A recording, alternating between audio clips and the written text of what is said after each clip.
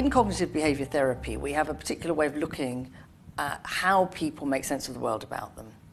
And one of the ways we do this, we call the hot cross bun model. So the cognitive behavioural model has 4 core components in it. 2 are already implied by the name. So we're interested in cognition. That means thinking, the things that go on inside our heads. So sometimes that would mean memories as well, and thoughts about the future as well as the past.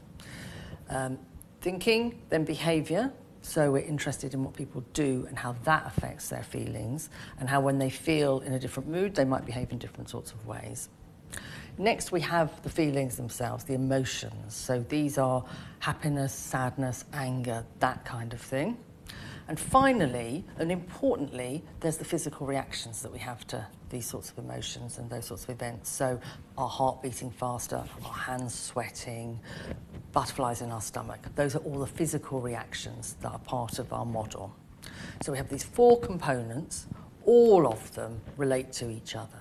So although we can talk about them separately, in real life, they don't happen on their own. So we put them into a model that we call the hot cross bun. So each of these 4 components is linked to each of the others. And what you see in the picture is that each one has got an arrow going to each of the others. So if you change one thing, everything else will change as well.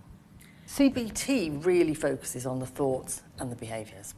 And that's because they're actually more accessible. They're slightly more straightforward for us to get to. If I say to you, okay, well, one symptom of anxiety or depression is, your heart beats fast or you start sweating, so stop that and you'll feel better. That's really difficult to do. How can we do that? Or if I say to you, well, just cheer up, make yourself feel better. We know that's difficult, otherwise we would do it all the time. So we go for thinking and behaviour because we can actually influence those. We have more control over those parts of the system, if you like.